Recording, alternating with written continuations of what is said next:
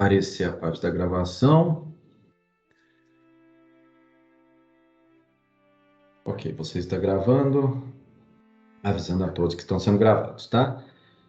Pessoal, vamos dar continuidade então para a disciplina de Geologia Estrutural. A aula passada foi só uma introdução, passei o cronograma.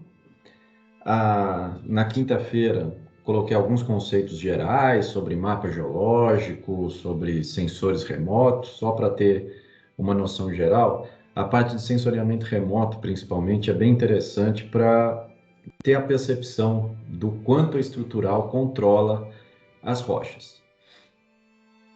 Vou passar então agora algumas coisas sobre o início de estrutural. O que a gente vai mexer muito por agora vai ser nisso aqui.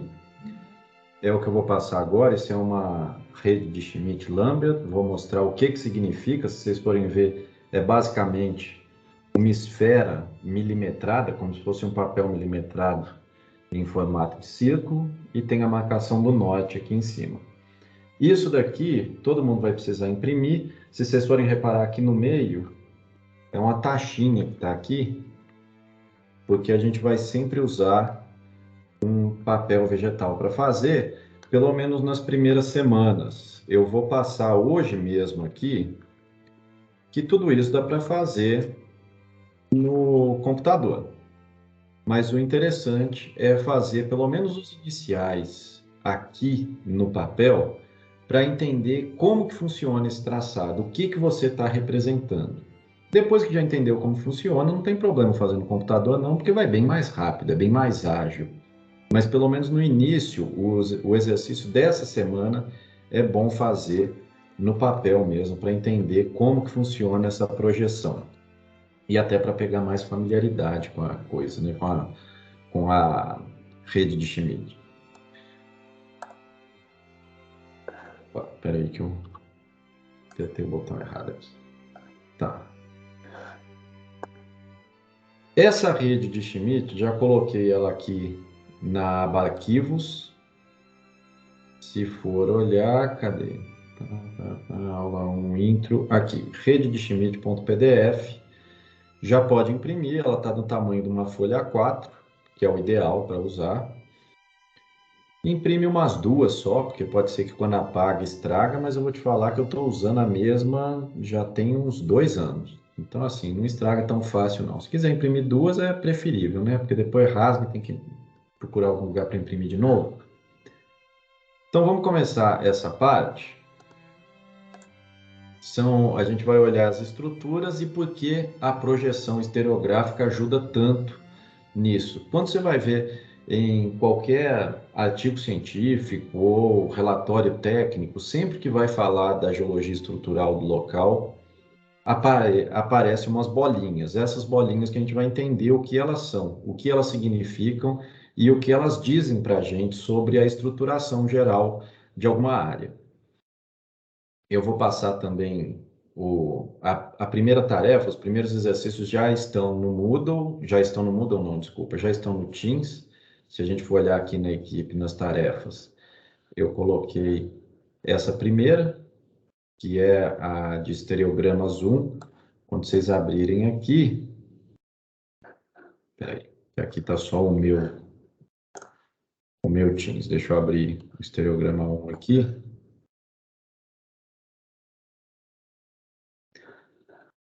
Eu copiei e colei isso daqui lá. São alguns exercícios para entender como que funciona a representação de planos e linhas dentro da rede de Schmidt. Tá? Então, vamos começar essa parte. Uma dica que eu vou passar para vocês são essas aulas aqui. O Fabrício Cachito, ele é meu colega, ele é professor na UFMG, no Departamento de Geologia também, e ele dá aula de Geologia Estrutural. Então, se alguém quiser aprofundar, Geologia Estrutural, você repara que tem Geologia Estrutural 1 e Geologia Estrutural 2. Na Geologia é uma matéria de 2 semestres e cada semestre tem o dobro do número de aula que vocês têm. Então, Obviamente que serão aulas com um detalhe muito maior. E aí ele entra também um pouco na matemática, sobre mecânica dos meios contínuos. Caso alguém tenha interesse, eu vou colocar junto aí quando eu passar o PDF dessa aula, eu já vou deixar qual que é o link, caso alguém queira acompanhar essas aulas de biologia estrutural. O Fabrício é muito didático também, é algo que eu recomendo caso alguém queira aprofundar. Então vamos entender assim, o que que a gente vai olhar dentro de um plano ou de uma linha. O que a gente chama da medida que traduz o plano no espaço é a atitude desse plano ou a atitude dessa linha. Então, a atitude vai ser a orientação no espaço. Para um plano, a gente vai pegar a direção e o mergulho, ou uma direção de mergulho com um ângulo de mergulho. O que isso quer dizer? Aqui tem algumas camadas, colocou aqui uma parte de água, só para ter uma noção assim do que seria uma horizontal. Então, aqui seria uma horizontal desse plano. Se eu pegar diversas horizontais do plano, na verdade, duas linhas já vão compor esse plano aqui. O que que eu vou medir quando eu for pegar, por exemplo, desse plano aqui? Eu quero medir essa camada marrom aqui no espaço, para eu poder orientar ela, por exemplo, num mapa que seja.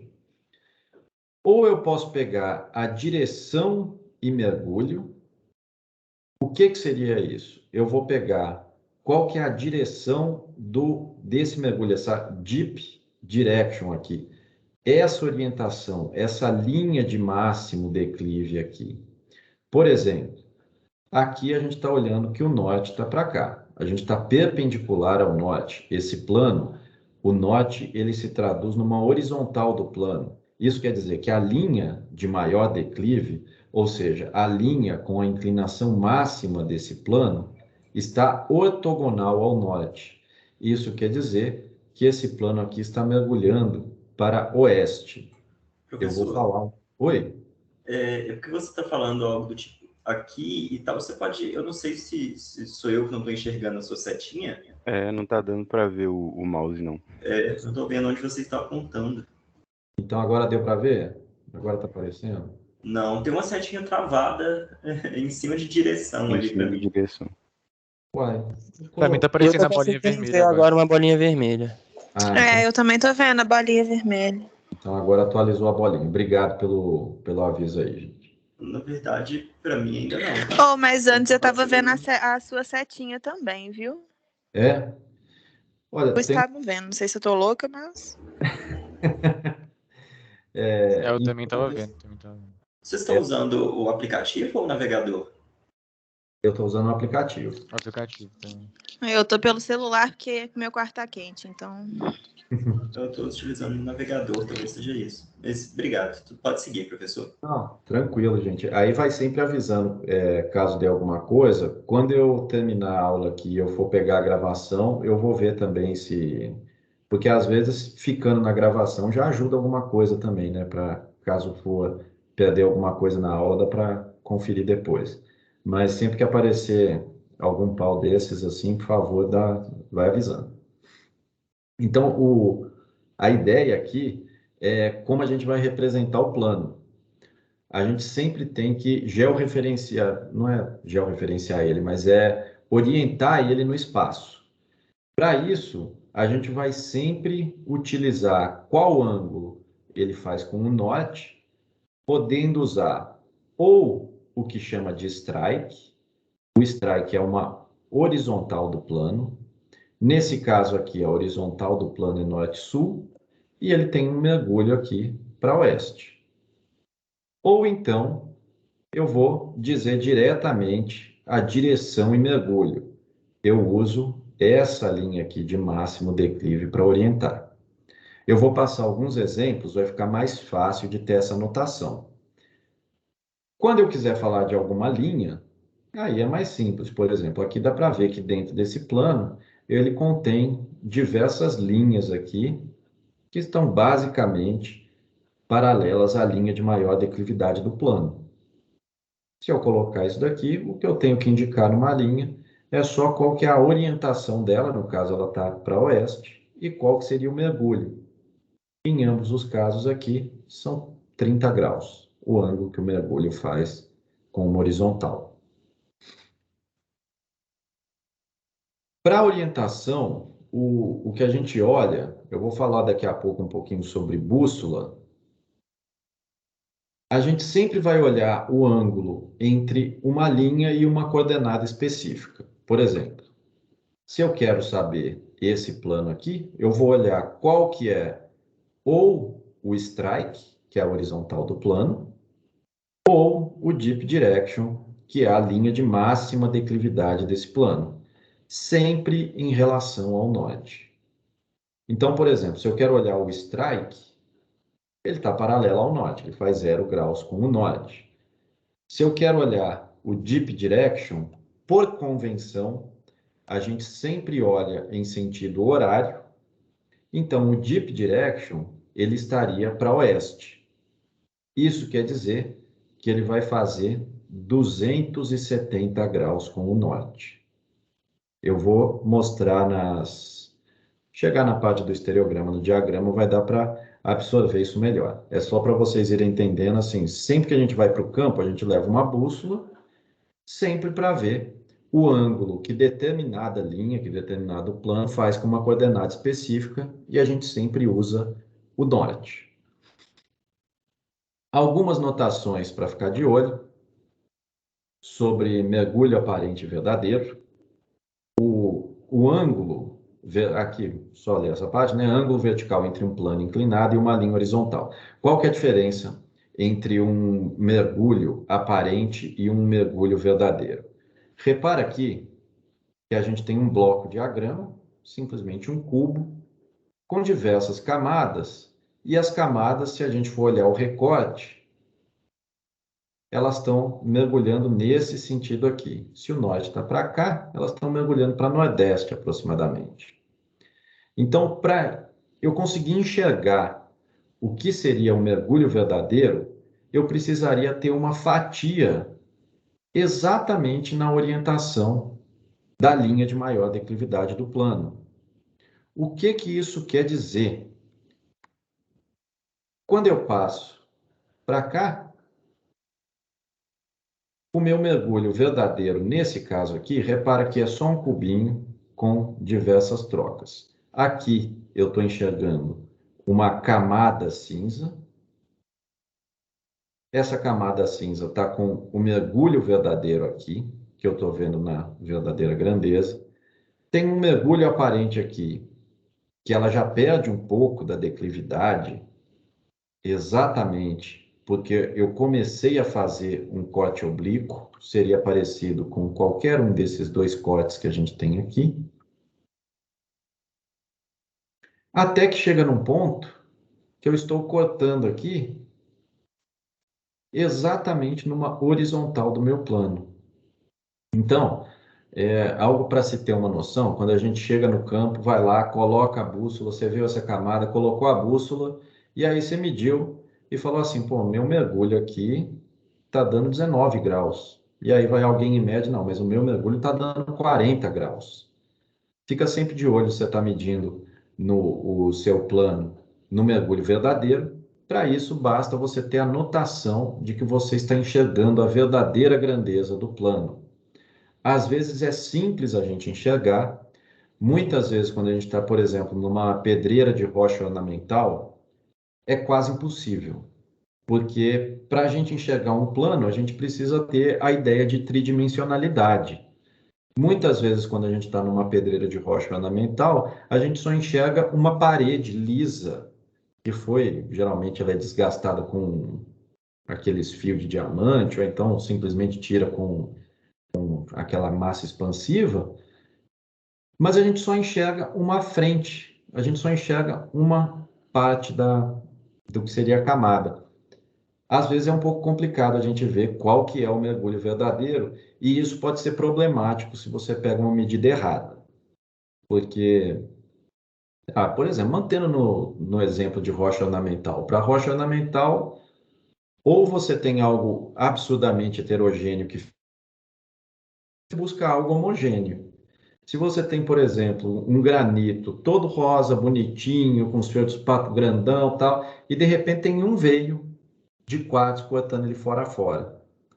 Os veios, dependendo da profundidade que eles intrudem a rocha, a tendência é eles manterem comportamentos retilíneos. Se você consegue medir direito o seu veio, você consegue orientar onde vão ser os próximos cortes dentro dessa pedreira. Pessoal, quando eu for falando algumas coisas de conceito de geologia, por exemplo, vocês têm a noção o que é um veio de quartzo, por exemplo?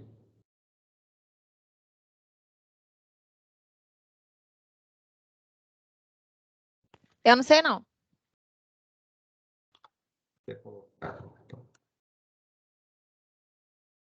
Olha só, vou abrir algo aqui.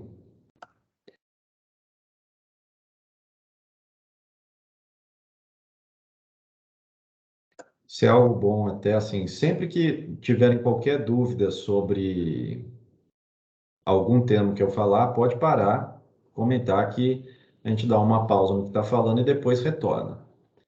Veio de quartzo é algo muito comum em mineralizações em geral. O veio, ele é um tipo de estrutura, ele pode ser um dique, por exemplo. Ele é um tipo de estrutura classicamente nesse sentido aqui. São estruturas retilíneas, contínuas. Vou colocar aqui.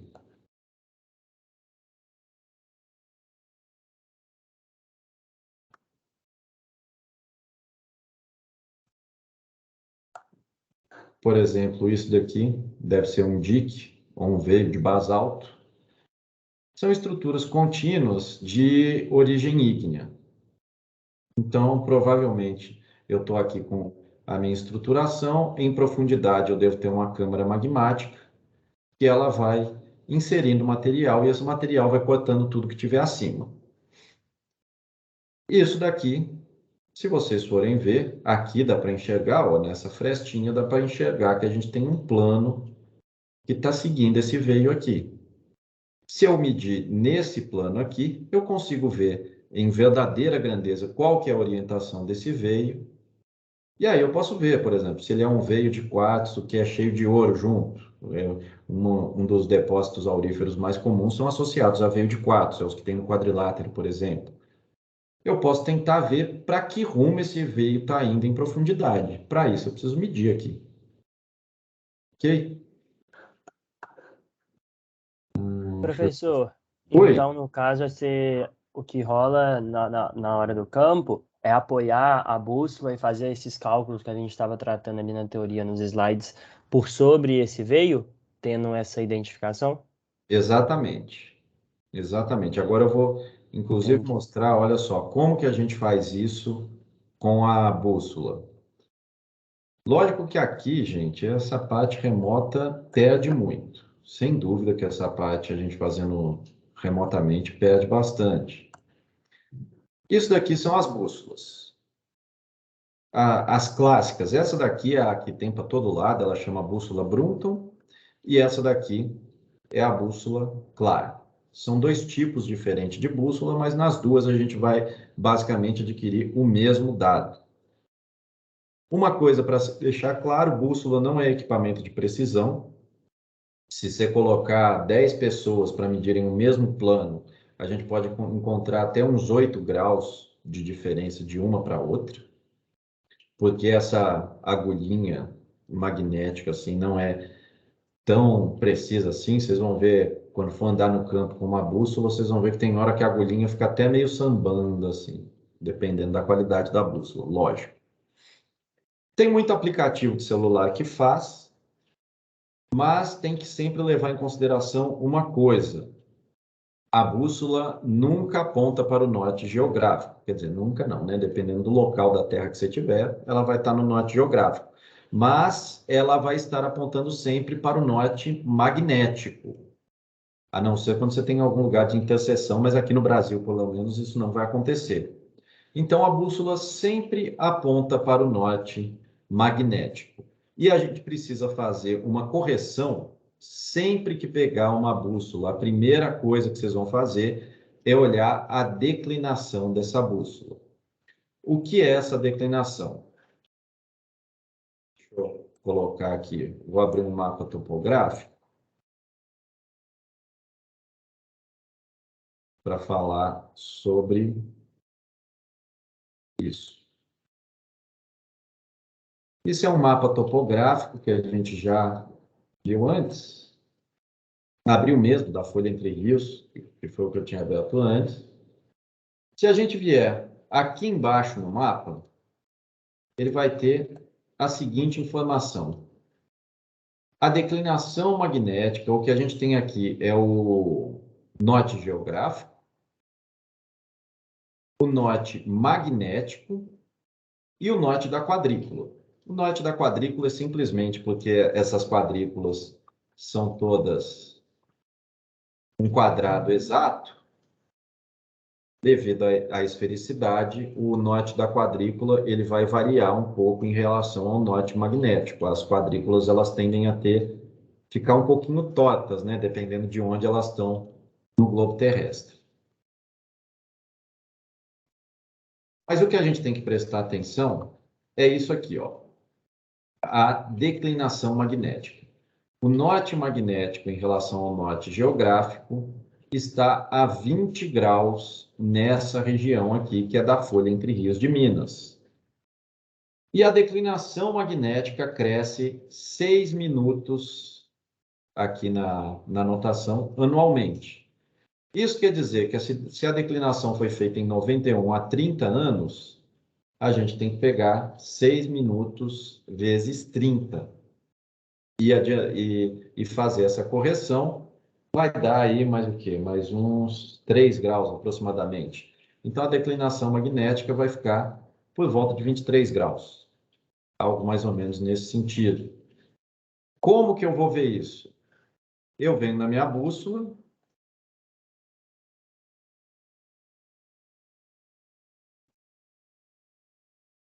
Logo aqui, nessa pontinha, no limite dela, vocês estão vendo, o que vai aparecer, tem uma grade aqui, ó, que vai de 0, 10, 20, 30, 40, 50, 60, até 360.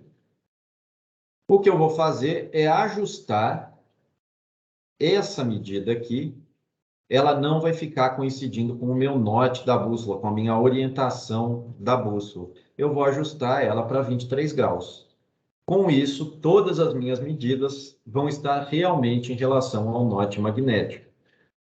Sempre prestem atenção na declinação da bússola. Já teve vezes que pessoas discutiram horrores porque as medidas de estrutural não estavam batendo uma com a outra. Uma pessoa tinha feito a declinação da bússola, a outra não. Estava dando diferença de 20 graus de uma medida para outra. Então, sempre que pegar a bússola, primeira coisa, vamos ver a declinação. Obviamente que o ideal para a gente fazer isso é a gente estar no trabalho de campo, cada um com a sua bússola na mão, que a gente declinava no primeiro ponto. Continuo, caso seja possível, a gente vai tentar fazer pelo menos um diazinho de campo aí para mostrar algumas coisas na prática. Vamos começar então falando como a gente adquire medida na bússola Brunton e depois eu falo um pouco como a gente adquire também na bússola Clara. A bússola Brunton, ela vai ter 2 níveis. Esse nívelzinho aqui, a gente vai pegar um mergulho. Para pegar um mergulho, a gente vai colocar essa lateral da bússola aqui apoiada de acordo com a linha de maior declividade do plano. E aí é igual esses níveis que tem para a construção.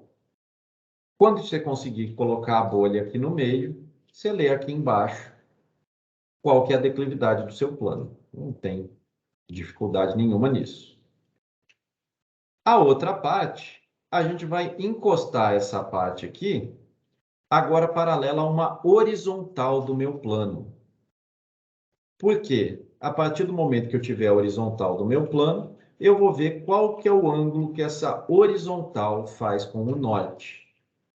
E aí, eu vou medir nessa régua aqui, que vai de 0 a 360. Novamente, eu vou bolhar primeiro uma aqui, de acordo com a linha de maior declividade, para pegar o meu mergulho, ou seja, qual que é o ângulo que o meu plano faz com a horizontal, e depois eu vou bolhar nesse outro nível aqui, para ver qual que é o ângulo que a horizontal do meu plano faz com o norte. A partir disso, eu vou ter as duas linhas que compõem o meu plano. A diferença desse tipo de bússola aqui, que chama bússola Brunton, para esse tipo de bússola aqui, que chama bússola Clar, é que na Clar eu simplesmente encosto essa capa da bússola aqui no meu plano, ela só tem uma bolha. A partir do momento que eu conseguir bolhar isso daqui, eu já vou pegar a orientação do meu plano em relação ao norte, e aqui do lado ela é toda gradeada, assim. Então eu já consigo ver aqui também qual que é o mergulho que faz em relação ao horizontal. Eu sempre preferi usar essa aqui, tá? A bússola Clar. Todas as vezes, até hoje, eu sempre usei, foi bússola Clar mesmo. A Brunton tem jeito de medir estilo Clar, mas é só para avisar que geralmente elas são um pouquinho diferentes. Quando vai medir com Brunton, demora um pouquinho mais, porque você tem que bolhar duas vezes, e a Clar ela já é direto. Isso daí não tem tanta dificuldade, é mais para vocês terem noção que tem as duas bússolas.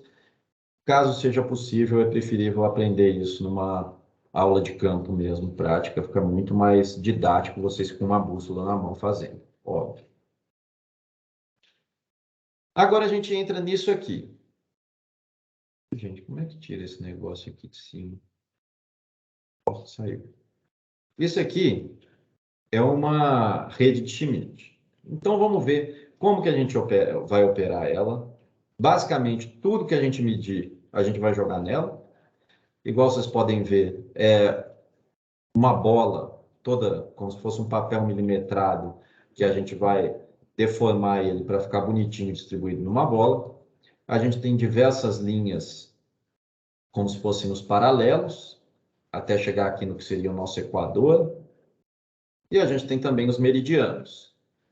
Vamos ver o que dá para traçar com cada um, como a gente vai operar, o que dá para fazer nessa rede, para que a gente vai usar essa rede, como que eu vou lançar uma linha, por exemplo, se eu tenho uma alineação de estiramento mineral, como que eu lanço isso nela, como que eu vou lançar um plano, seja ele acamamento, foliação, flanco de dobra, qualquer coisa nesse sentido. Vamos ver como que a gente vai lançar cada coisa nessa rede.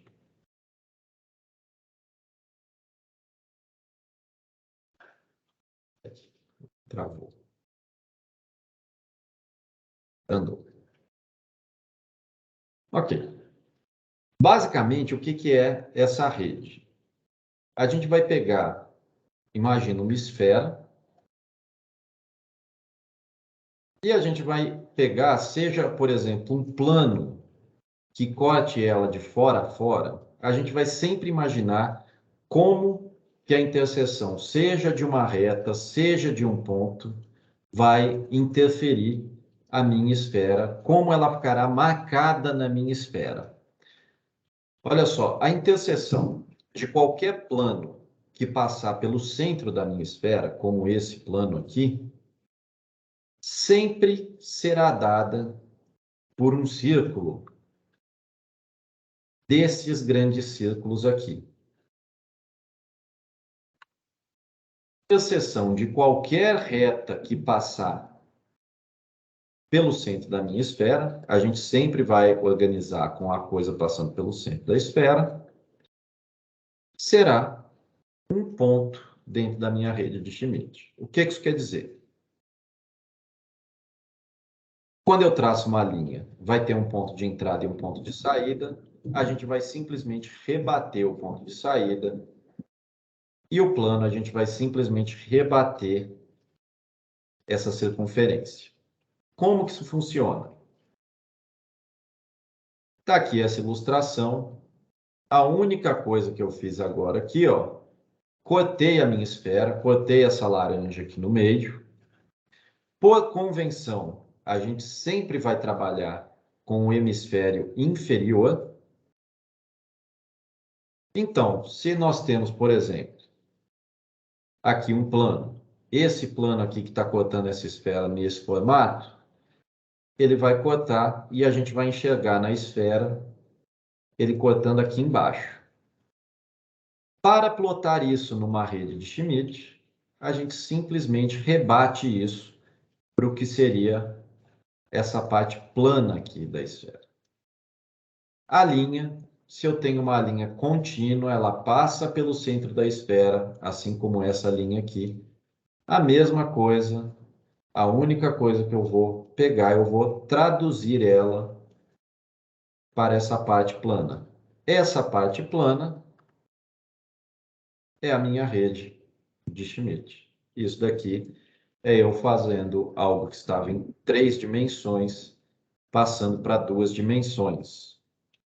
E é nisso que a gente vai trabalhar para aprender primeiro como que funciona a rede de Schmidt, porque todos os relatórios técnicos, todos os artigos de estrutural sempre vão ter rede de Schmidt com todos os planos e linhas plotadas. A ideia é, quando vocês baterem o olho numa rede, veem uma representação qualquer dentro dessa rede de Schmidt, já bateu o olho e falar assim, ó, beleza, eu estou vendo que isso daí são planos que estão mergulhando para noroeste. Então, ó, eu estou vendo que isso daí é uma região que está dobrada, tem um flanco caindo para norte, outro está caindo para leste. Qualquer coisa nesse sentido, eu quero que vocês batam o olho e consigam entender o que está representado nessa rede. Como eu tinha comentado, ele é basicamente um papel milimetrado. Esses meridianos aqui, eles vão representar todos os, como se fosse, perdão, esses paralelos aqui, desculpa, gente, eles vão representar o lugar geométrico de todas as retas que fazem algum ângulo com a horizontal, com o norte-sul. Eu vou mostrar isso em cone de revolução, fica um pouco mais simples, e quando vocês começarem a traçar retas aqui, vai ficar um pouco mais simples também. Então, todos os paralelos, que é o que a gente chama de pequenos círculos, eles vão ser o local geométrico de todas as retas que fazem algum ângulo com o norte-sul. Ele é milimetrado aqui de 2 em 2 graus, alguns são milimetrados de 5 em 5 ou de 10 em 10, simplesmente para ficar um pouco mais fácil a visualização. Todos os meridianos aqui, eles representam o traçado de diversos planos que tem um azimute ou uma horizontal norte-sul. Também vou mostrar isso, não precisa esquentar a cabeça agora. Vamos ver, então, o que a rede de Schmidt realmente quer dizer para a gente. Tem um programa, um aplicativo, vou mostrar vou deixar esse site também, chama Visible Geology. Então, agora, começar agora a colocar um plano, plotar um plano na rede de Schmidt, vou colocar com aproximadamente 90 graus, um mergulho de 40. Isso daqui, ele está numa medida strike, ou seja, ele está medindo uma horizontal do plano. Eu vou pedir para ele plotar só o meu plano, deixar aqui, tirar um pouco da opacidade, aceita. Então, está aqui o meu plano. Esse plano, repara que apesar de ser 90 graus, de ter a forma de um grande círculo,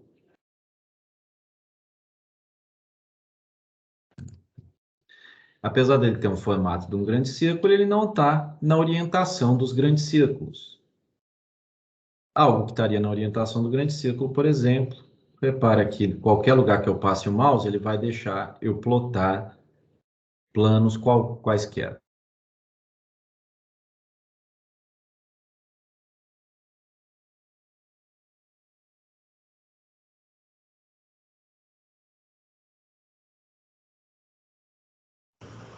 Agora fui eu. Não, Não, eu acho agora que não fui eu.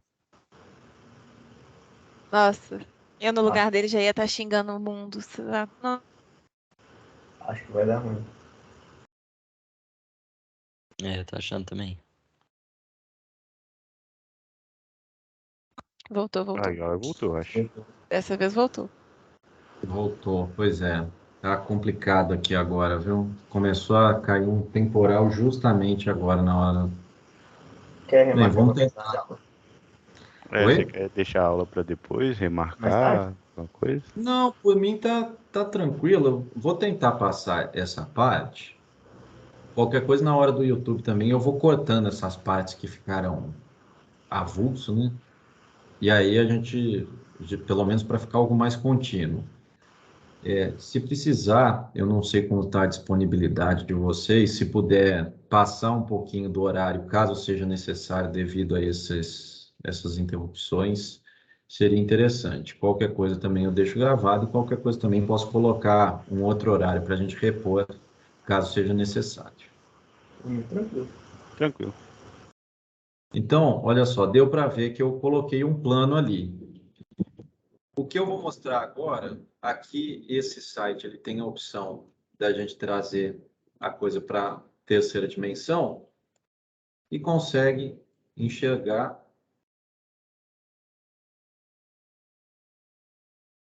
a rotação, fazendo uma rotação, repara que esse plano, o norte está aqui, é como se ele tivesse um corte contínuo passando no meio da esfera.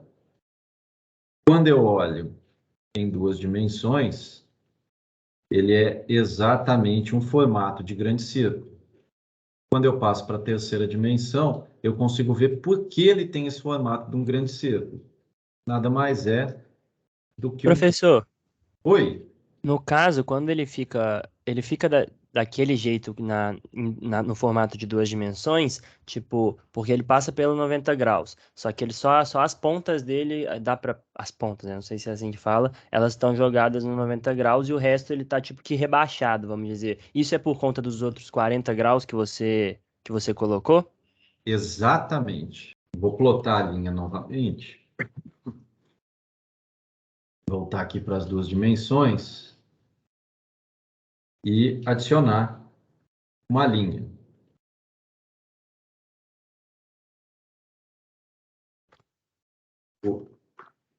Nome linha, ok. Vou colocar aqui 284 graus, com um mergulho aí suave.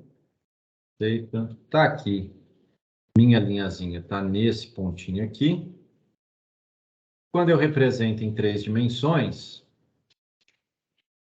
repara que ao colocar 273, o meu norte está lá em cima, a minha linha, a tendência dela é ir rumo ao oeste. Por quê? Eu saio do norte, que é o zero, vou para 90, 180, 270. Como é 270 e poucos, a minha linha vai estar inclinada um pouquinho aqui para o oeste. Assim como o plano, ele está aqui rebatido em um grande círculo, a minha linha, ela vai furar a minha esfera aqui embaixo e ela vai ser rebatida em um ponto. Então, a única coisa assim, fiquem na cabeça, todos os pequenos círculos, eles vão representar onde eu tenho as linhas com profundidades diversas e todos os grandes círculos vão representar os meus planos. E a gente vai ver como a gente vai traçar planos com diferentes orientações e mergulhos a partir dessa rede de Schmidt. Então, primeira coisa, qual que é a notação? A gente tem dois tipos de notação. A gente pode falar ou pelo quadrante. Qual que é o quadrante que a minha estrutura está mergulhando? Para isso, a gente usa primeiro, segundo, terceiro e quarto quadrante. Deixa eu colocar aqui o apontador laser. O primeiro quadrante seria de norte a leste, segundo quadrante de leste a sul, terceiro quadrante sul a oeste e o último de oeste a norte. Simples assim.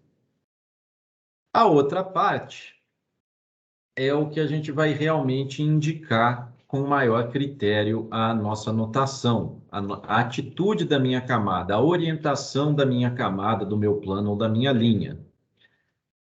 Para as notações, eu posso usar o que é chamado de strike dip ou dip direction. O strike dip, a gente vai olhar uma horizontal do meu plano, por exemplo, aqui 0,45. Por convenção, eu sempre saio do norte. Então, aqui eu indiquei 0,45. Assim como lá no site eu fui para 90, aqui eu fui só para 45. Então, eu já sei que o meu plano ele vai ter ou um mergulho para sudeste, porque eu fui até nordeste aqui, ou um mergulho para noroeste. Por quê? A minha orientação aqui é nordeste-sudoeste. Eu andei 45. Essa notação strike dip, eu posso tanto colocar só 0,45 ou N45E. Próximo slide vocês já vão entender essa notação melhor. Isso quer dizer que eu saí do norte, fui 45 graus para leste. Tracei o meu azimuth aqui. E aí, a declividade, ou seja, o quanto o meu círculo vai estar mais próximo de uma reta contínua aqui, ou seja, algo vertical, ou de uma linha quase bordejando o limite do círculo, vai ser o tanto que ele está mergulhando. Para deixar isso mais claro, repara o seguinte. Agora, vou apagar esses dois aqui. Vou colocar dois planos. Um primeiro plano, vou colocar aqui um plano mais quase horizontal, strike 96 e um dip de 7 graus. Repara que o grande círculo desse plano está quase ali pertinho do limite do grande círculo do que seria a nossa rede. Isso porque, quando a gente olha em 3 dimensões, o meu plano está quase horizontal. Isso quer dizer que, quando eu jogar aqui para cima, ele vai estar muito próximo do limite da minha circunferência aqui da rede de Schmidt. Por outro lado, quando eu coloco um plano que já vai estar mais para algo verticalizado,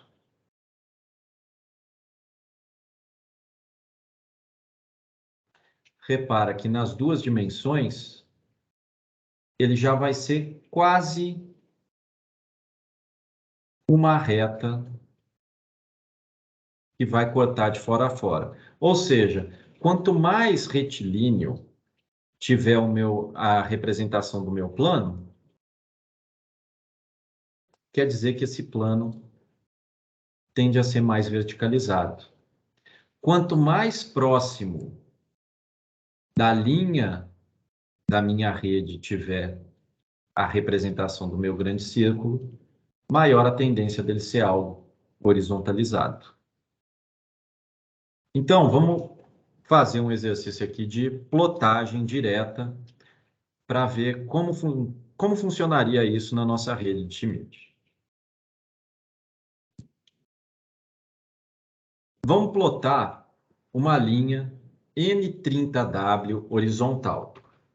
Lembrando aqui, a gente vai usar primeiro essa notação strike dip. Só para já deixar explicado, a notação dip direction, por exemplo, se eu tenho 135/45, essa notação é exatamente a mesma dessa azul aqui de cima. A única diferença, em vez de eu usar o meu azimuth, eu estou usando diretamente a minha linha de maior declividade. Isso quer dizer quando eu vou representar esse plano aqui. Se eu vou fazer uma notação strike, eu vou utilizar onde o meu plano vai cortar os dois limites aqui. Se eu for usar a notação que eu estou colocando como Deep Direction, o que eu vou usar é a linha de maior declividade desse plano.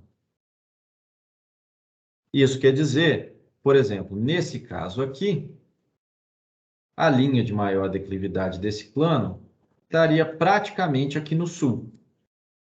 Ou seja, um plano que o strike estaria a 93 graus, por exemplo, a linha de maior declividade, como vocês podem ver na tela mesmo, seria de 3 graus. Ela estaria exatamente nessa parte, mergulhando aqui rumo ao sul. Na verdade, seria 180 graus. Então, deixa eu colocar novamente aqui. Vamos entender como que vocês vão traçar isso na rede. A princípio é um pouquinho chato de entender, mas depois que entende, vai tranquilo. Olha só, plotando uma linha que seja horizontal N30W. Eu saio do norte, conto 10, 20, 30. Ploto aqui na interseção do milimetrado aqui de 30 com... Professor, Oi, mas não é no sentido horário? aí é que tá. Repara Mas não aqui, é o W? porque... Ah, entendi, o oeste lá, né? Exatamente. Aqui a gente foi... Se eu não tiver o W aqui, se eu tiver Aí, só entendi. 0,30 barra horizontal, aí eu tenho que ir para o horário. Entendi. Como eu coloquei um oeste aqui, eu tenho que ir rumo ao oeste. Vamos colocar um mergulho para entender. Aí, agora sim, obrigado. Olha só, vamos plotar então essa linha N30W, 30NW. O que eu vou fazer inicialmente? Vou pegar, contar aqui. Primeiro, essa parte, saindo do N. Pessoal, só uma coisa, está dando algum ruído? Beleza, obrigado. Sai do norte, vou contar aqui 10, 20, 30, que seria exatamente para marcar a direção. Esse é o primeiro passo para marcar essa linha que vai ter um mergulho. O que eu vou fazer? Eu vou rotacionar isso e levar até o norte. Levei até o norte, a próxima parte, o meu próximo passo, vai ser contar os 30 graus no meu eixo norte-sul. Saí aqui 10, 20, 30 e eu ploto. O último passo, eu volto com o meu vegetal, com o meu papel manteiga, com o meu overlay para a posição original. Aqui está a minha linha plotada. Aparentemente, se você pensar, virar e falar assim, poxa, mas se eu tivesse simplesmente pego e contado aqui 10, 20, 30, depois pegasse algo aproximado, 30 graus aqui, não dava? É uma aproximação que não vale a pena o risco.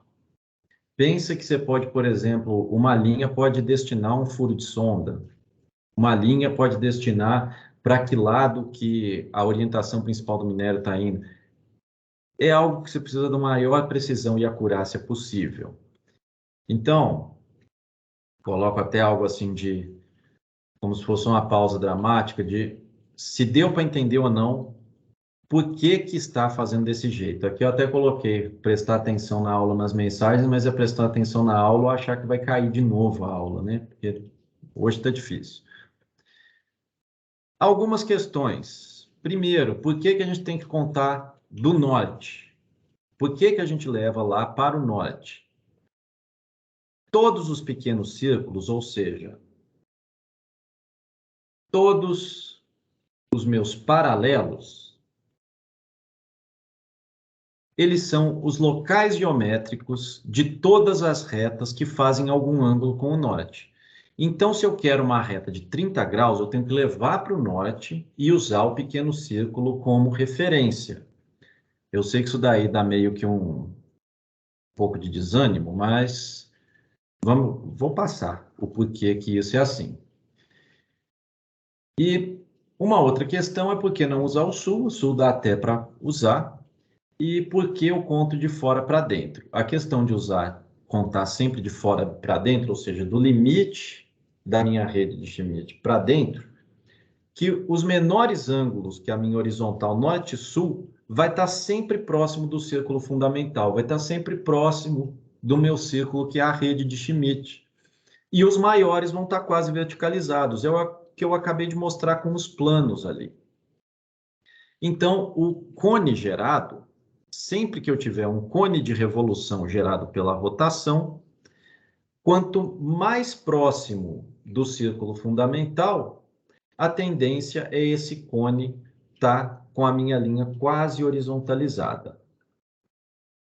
Vamos ver isso com um cone de revolução propriamente dito, para ficar mais simples. Aqui em cima, eu estou simplesmente desenhando o cone de revolução dessa reta aqui com o mergulho alfa. Se eu expandir o meu cone de revolução, o que eu vou ter aqui seria dentro, imagina a sua esfera inteira aqui sendo interceptada pelos dois cones de revolução. Eu vou construir exatamente os meus pequenos círculos. Eu vou construir exatamente os meus paralelos. Eles são basicamente a sua linha traçando cones de revolução. Nesse caso, esse eixo aqui, deixa ela construir de novo, perdão. No caso, a orientação dessa linha aqui seria o eixo norte-sul. Então, quando eu tenho a minha linha N30W, 30NW, é basicamente, seguindo aqui o meu cone de revolução, todas as linhas com o eixo norte-sul que mergulham 30 estariam aqui. Como ela tem uma direção, ela não é exatamente norte-sul, ela vai ser rebatida aqui para o lado, ficando N30W, 30NW. Vou plotar um plano agora.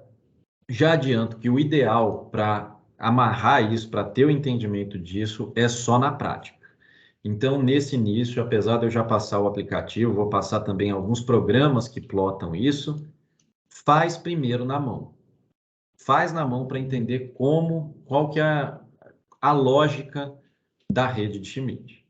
Professor, Oi. depois você faz mais um exemplo desse que você fez sem ser no aplicativo? Sim, não, eu vou, cara, no início a gente vai passar aqui, basicamente, assim, essas 2 primeiras semanas vão ser exercícios em cima disso, até conseguir realmente fixar esse conceito e bater o olho nessa rede e já entender como está a distribuição. Eu ia pedir para o senhor fazer aquela que é. Peraí que eu tô me escutando, que eu pus no telefone também. Perdão, professor. Não, Eu ia pedir para você fazer de novo aquele que você fez o passo a passo, porque eu acho que eu viajei um tiquinho nele. vamos voltar. Ô, professor, só uma dúvida.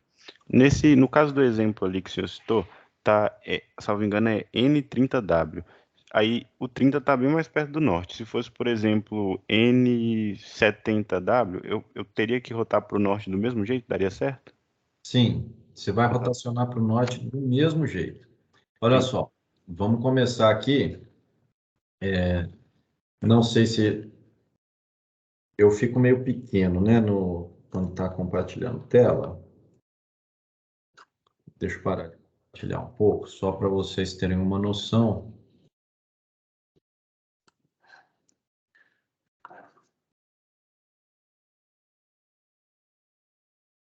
Destacar.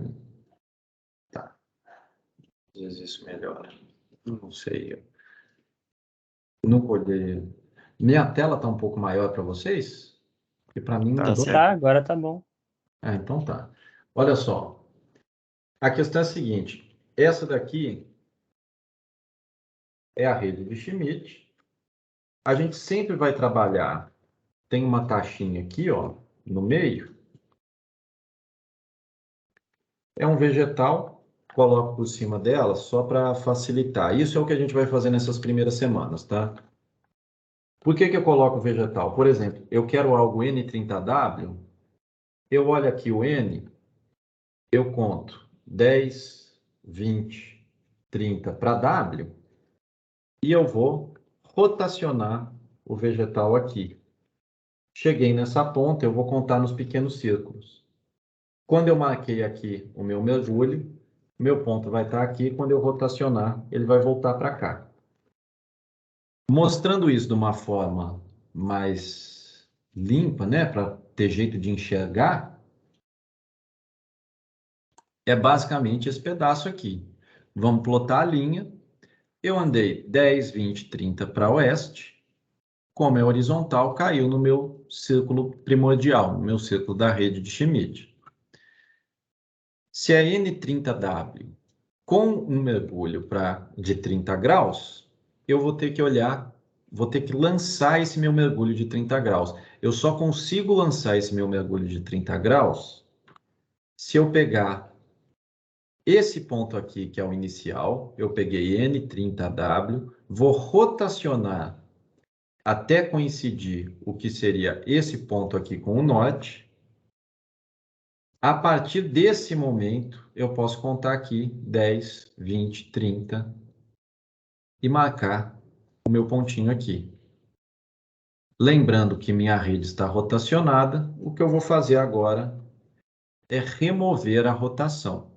Eu removi a rotação, eu chego na minha marca final aqui, onde é a minha reta. Minha reta N30W, 30NW. Quando eu vou plotar um plano, a coisa muda um pouco. Esse daí é o plano N30W, 30NE. Isso quer dizer que eu andei aqui 10, 20, 30 e eu peguei o meu noroeste, sudeste. Repara que o strike do plano tem um ponto que está aqui no quadrante noroeste e outro ponto que está no quadrante sudeste. Porém, a minha reta de maior declividade, ela está indo para nordeste. Esse plano está descendo aqui, ó. Imagina a esfera lá embaixo, com esse plano cortando lá embaixo e sendo rebatido aqui para cima. Vamos entender como que a gente plota isso aqui. Primeiro passo, vou marcar a direção N30W e vou rotacionar meu overlay. Então, rotacionei o overlay para o norte, peguei aqui, né, 10, 20, 30 e rotacionei para o norte. Passo 3 e 4, o que eu vou fazer aqui é desenhar o meu grande círculo, desenhar o meu plano no meu grande círculo que conta 30 graus aqui. Lembrando que o meu plano é N30W, 30NE. Eu rotacionei. Como é 30 para NE, eu conto aqui do leste, 10, 20, 30, e traço o meu grande círculo. Quando eu retorno para a posição normal, está aqui desenhado o meu plano. Eu coloquei um passo a passo para se desenhar plano aqui. Coloquei um vídeo de passo a passo para se desenhar plano. Ele tá, não gostei dessa forma, foi o primeiro que eu gravei.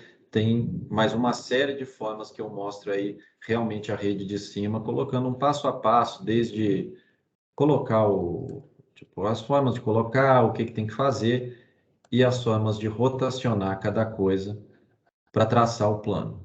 Isso eu vou colocar também para vocês, para conseguir enxergar como que faz.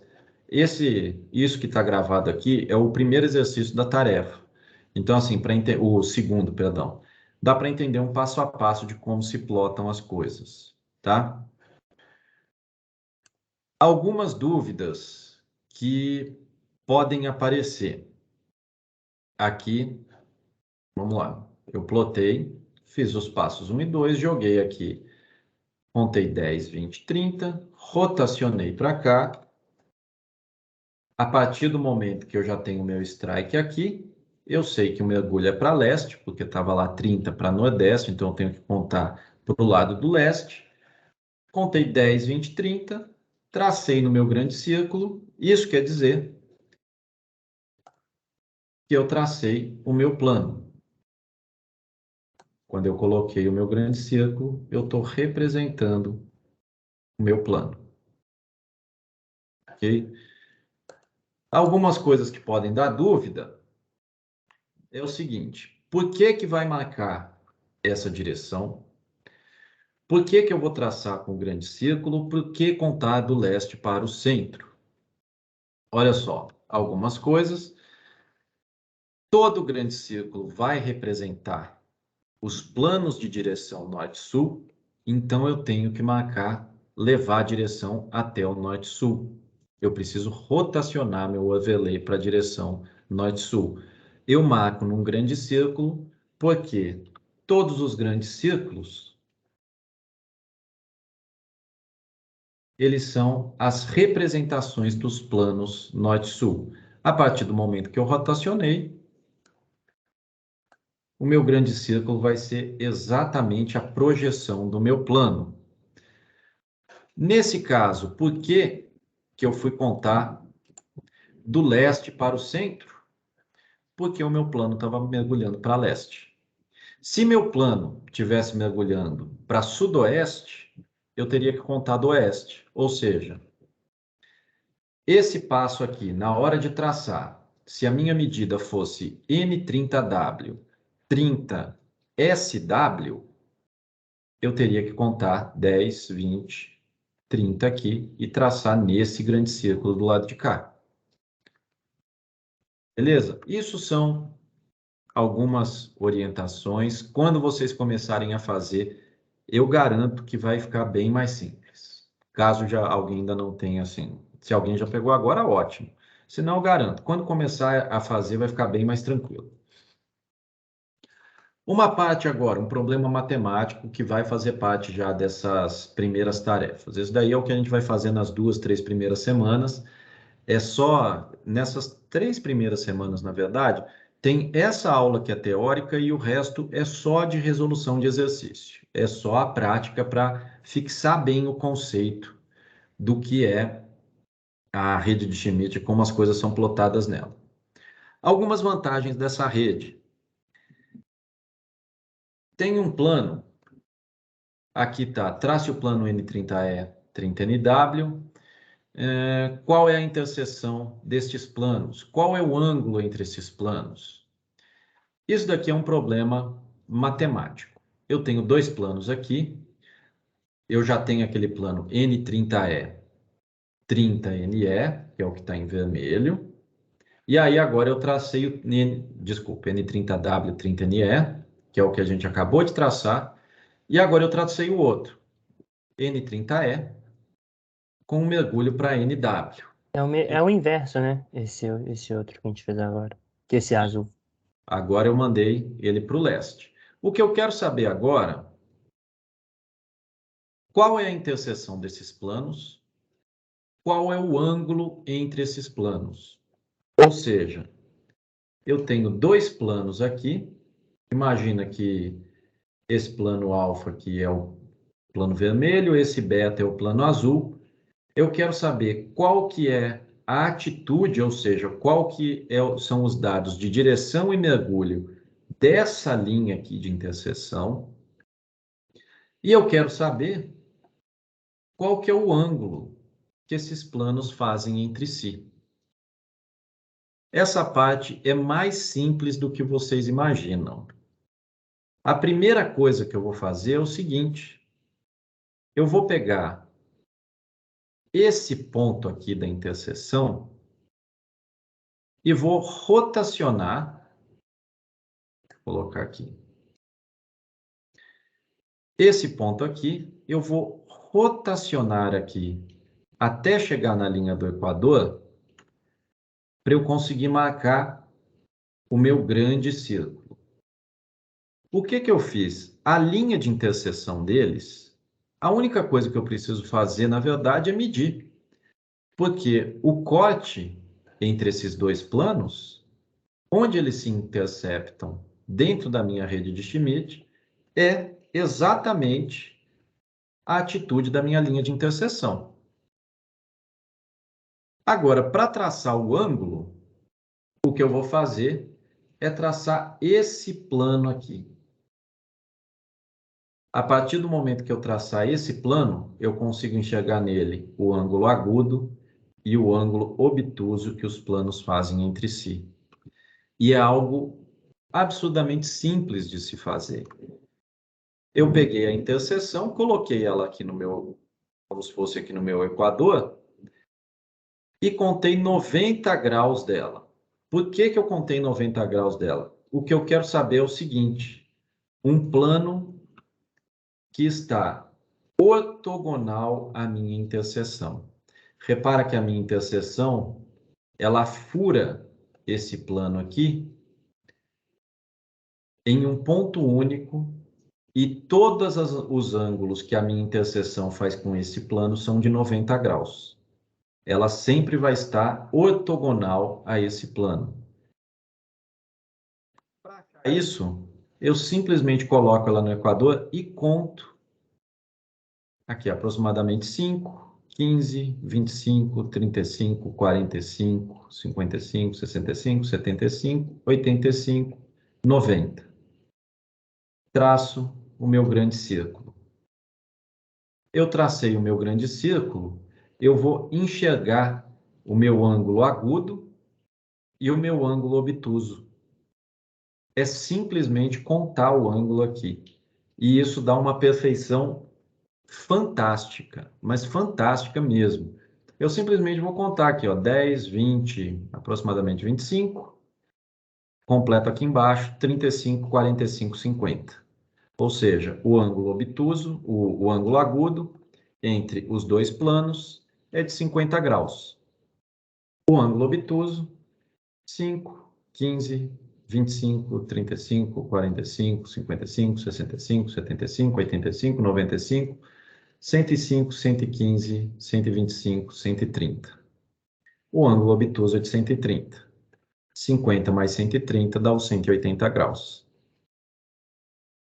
Fazendo na prática, garanto que fica mais fácil. Algumas questões, por que que tem que aprender a plotar tudo isso? Por que qual que é o sentido de se aprender essa parte? Sempre que passa alguma coisa que é um pouco mais enjoada em termos teóricos, é sempre bom entender para que vocês vão aplicar isso. Esses gráficos facilitam de uma forma absurda a visualização de estruturas. Nem sempre a estruturação é perceptível em escala de afloramento. Às vezes você precisa medir lineação, foliação, acamamento, joga tudo no estereograma. Fica mais fácil você entender no estereograma medidas regionais do que só num afloramento. Quando a gente plota tudo e organiza os dados, tudo vai ficando mais claro. As estruturas geológicas, essa daqui é um tipo de estrutura, essa linha aqui, é uma lineação de estiramento mineral. Tem diversos outros tipos de estruturas que são lineares. A gente tem estruturas de interseção entre planos, estepes de falhas, como é que chama, gente? Ai, perdão, falhou um pouco a memória aqui. Além de estepe de falhas e lineação de estiramento mineral, tem eixos de dobra também, que são estruturas lineares. A gente vai olhar todas essas estruturas na segunda etapa, mas antes eu já estou mostrando aqui logo de cara o porquê vocês estão vendo isso. Toda a estruturação, toda a teoria que a gente vai ver o que é uma linha, a gente tem que representar essa linha depois. E geologia estrutural é estatística, não adianta chegar e pegar uma única medida, vai precisar pegar cerca de 50, 100 medidas para começar a ter um entendimento melhor. Uma outra questão essa é importantíssima. 2 planos. O tipo de estrutura que 2 planos fazem foi a primeira imagem que mostrei no curso, que são dobras. E você bateu o olho no estereograma. Você pegou diversas medidas dentro da sua área. Você bateu o olho no estereograma e você falou assim, não, eu estou enxergando que ali tem um dobramento. Isso daí é de uma importância, porque assim, a partir do momento que você enxergou que tem uma dobra, você conseguiu definir os flancos e principalmente a orientação do eixo, pode ser literalmente uma mina de ouro, não só de ouro, como de manganês, basicamente quase todos os depósitos de óleo e gás. Repara como tem essas aberturas aqui, sempre que eu tenho as inflexões de camada. Todas as zonas de charneira, que é o que a gente chama onde tem essa inflexão, a zona de charneira é uma zona de descompressão. É onde fluidos mineralizantes empoçam, é onde o gás fica armazenado, é onde o óleo fica trapeado, onde tem as armadilhas para óleo. Então, a ideia é vocês conseguirem bater o olho nisso e já enxergar, pô, eu estou vendo que vai ter uma dobra aqui. Ah, eu estou enxergando que o meu eixo aqui, olha onde está esse pontinho. Esse pontinho está aqui, ele está mergulhando para norte. Então, você já vai ter uma noção, olha, os meus eixos estão sempre para norte. E já vai direto num sensor remoto ver onde eu tenho orientações para norte. Tudo isso é controlado pela estrutural. Professor, Oi? deixa eu fazer uma pergunta ainda lá atrás, de quando a gente estava Sim. traçando a interseção. Você pegou aquele... É melhor até voltar no slide. Isso. Você pegou aqui... A gente estava nesse ponto, só que aí a gente desceu para aquela linha verde, que é o Equador, e só que você desceu pela esquerda, foi para a esquerda. Por que foi especificamente pela esquerda? Tanto faz. Tanto faz? Aqui podia, em vez de ter descido para cá, eu podia ter descido para cá. O negócio é contar os 90 graus. Porque tá. quando eu contei os 90 graus, eu estou pegando esse plano aqui. E é esse plano que é ortogonal a todo o meu sistema que eu vou conseguir medir o meu mergulho verdadeiro. Entendi. Ok? Gente, acabou que ficou muito travado, mas pelo menos deu para passar essa teoria inicial. Dentro da primeira tarefa, vão ter alguns exercícios. O primeiro, logo de cara, vai ser em cima disso aqui, de notações. Entendam o seguinte, o strike dip, o strike é uma horizontal do meu plano. Então, por exemplo, 0,45 ou N45 o meu strike vai estar aqui. Isso é a mesma coisa de algo 135. O que eu faço para sair do meu strike para o meu dip, para eu sair da horizontal do meu plano para ir para a linha de maior declividade, eu preciso somar 90 graus. Então, no caso aqui, N45E, 45SE. Isso quer dizer, eu marquei o meu strike, eu sei que a minha linha está aqui entre 45 e 225, porém, ela pode mergulhar para sudeste, como é esse caso aqui, ou para noroeste, como é o caso da vermelhinha aqui. Se ela vai mergulhar para noroeste, eu tenho que andar saindo no norte 90, 180, 270 graus. Ou seja, os 45 eu somo 270, no caso fica 315. Se ela simplesmente mergulha, perdão, para sudeste, algo que está mais próximo, basta somar 20. Basta somar 90, perdão. Obviamente, gente, que eu estou aqui no 45, somar 270 é a mesma coisa que subtrair 90. Simplesmente para ter essa noção. O primeiro exercício eu vou dar alguns planos e eu quero que vocês consigam escrever a notação, tanto strike deep quanto deep direction. O mergulho eu já vou ter informado, porque a gente só batendo o olho aqui fica difícil saber qual que é o mergulho de cada plano, né? O mergulho eu vou ter informado, a ideia é vocês conseguirem saber tanto escrever a notação strike deep quanto deep direction. Os outros exercícios basicamente são para plotar linhas, planos e achar interseção entre dois planos, que é o que a gente acabou de ver aqui. Tenta fazer esses exercícios até quinta-feira.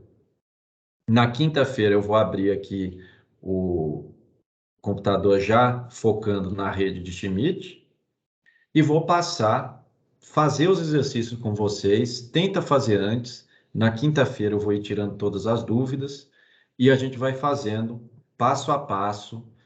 Qualquer coisa que agarra, a gente volta. Semana que vem, eu já vou passar, na quinta-feira mesmo, eu já vou deixar a segunda tarefa, que seria a tarefa de semana que vem. Na terça, eu vou tentar resolver já a tarefa de semana que vem, algumas coisas, que aí depois eu vou passar alguns outros conceitos, que é o conceito de ponto polar, o conceito de diagrama de Roseta, para a gente começar a ter um arcabouço maior para entender até paleotensões e a representação de todos os tipos de diagrama. Ok? No fim das contas, apesar das interrupções, deu para passar tudo que queria passar hoje. Peço desculpas de novo, espero que dê para dar uma continuidade. A partir de quinta-feira também eu não vou estar mais aqui, então eu vou estar num lugar que a internet é um pouco mais estável. E, bem, tenta fazer a tarefa, que já está no Moodle, no Teams, perdão, e quinta-feira a gente começa tirando dúvida em cima dela, ok? Eu vou olhar se a gravação ficou boa ou não, gente. Espero que tenha ficado boa. Qualquer coisa, tem essa aula que eu passei no semestre passado, mas se não tiver ficado boa, eu vou tentar deixar, eu gravo alguma coisa com mais continuidade, mais linearidade, para não ficar um raciocínio tão travado. Pessoal, se tiver alguma dúvida que quiser tirar agora, estou à disposição. Ou então, na quinta-feira, a gente tira as dúvidas da primeira parte, dos primeiros exercícios. Muito obrigado, professor. Até Valeu, quinta. professor. Até quinta, então. Até Um quinta, abraço. professor. Obrigado pela aula. Valeu, Tchau, gente. professor. Até quinta. Até quinta. Tchau, professor.